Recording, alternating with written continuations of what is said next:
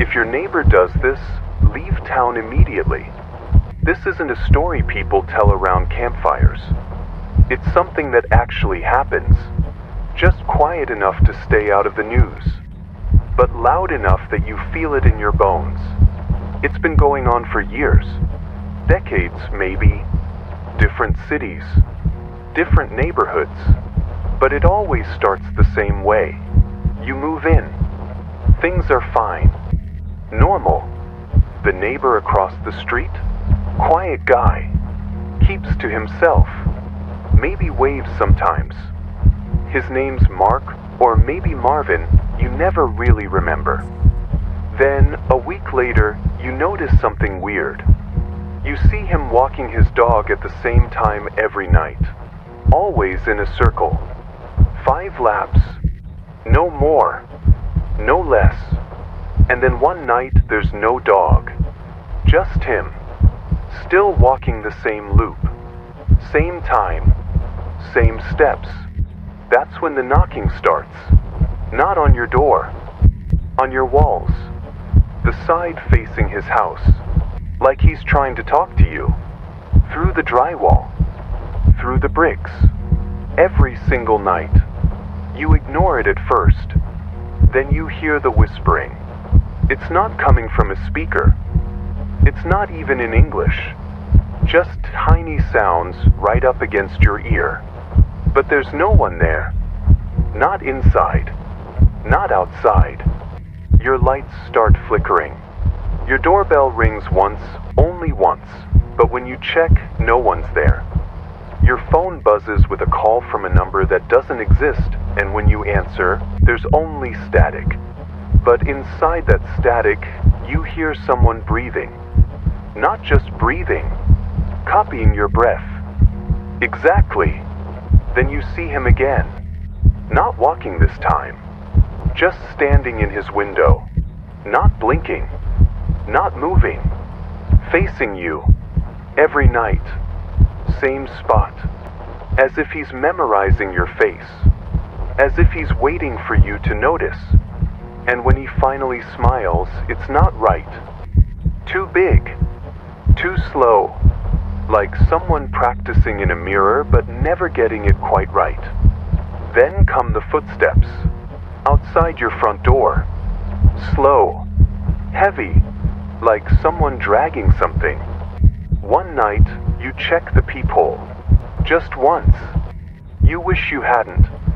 His arms are longer. His legs bend the wrong way. His head tilts like it's not connected right.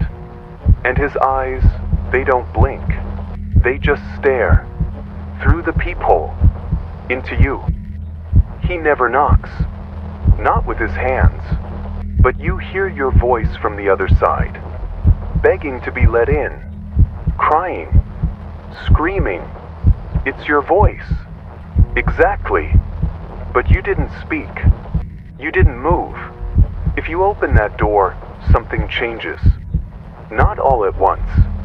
Just little pieces. You'll forget where you left your keys.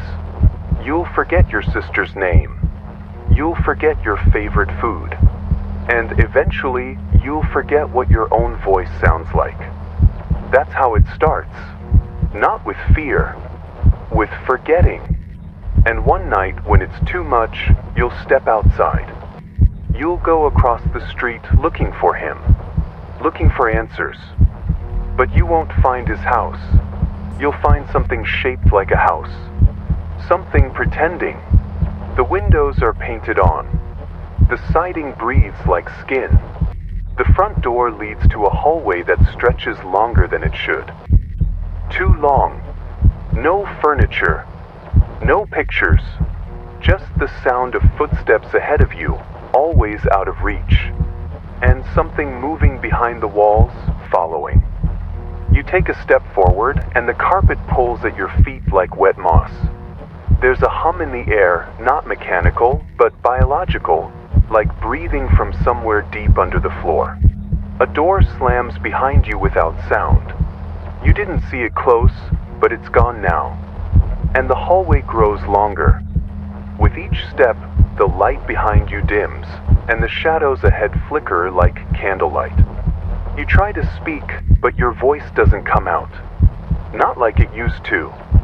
It echoes, not forward, but backward, as if the house is remembering things you haven't done yet. The wallpaper pulses. It smells like burnt sugar and wet copper. Your childhood photos hang in the hallway, only you're missing from each one. And when you look down at your hands, they're not yours anymore. They're his, or hers, or something in between. The walls are getting closer, not visibly, but your shoulders brush them now. The floor breathes. Something on the ceiling crawls backward, boneless, wet, and humming. The hallway bends around on itself, folding like a mouth preparing to close. You see doors, but none have handles. One door is slightly open, but you feel it in your spine. That's not an exit. That's a trap wearing the shape of hope. You won't come back out. Not really. You'll return home. You'll sit by the window. You'll stare at someone else's house. You'll smile too wide. And you'll never blink again. And somewhere across the street, a new family will move in. They'll hear knocking. They'll hear whispers. They'll see you standing in the window. And if they're smart, they'll leave town. Immediately. Because once you've seen it, it has you. Some neighbors aren't neighbors. Some homes are only pretending. And some towns were never meant to be lived in. You wait for the boy to see you. Just once. That's all it takes. The house across the street shifts.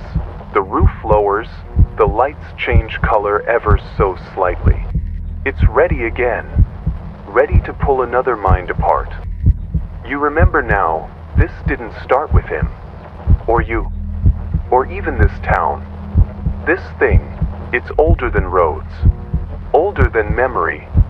And every time someone sees it, it learns how to hide better.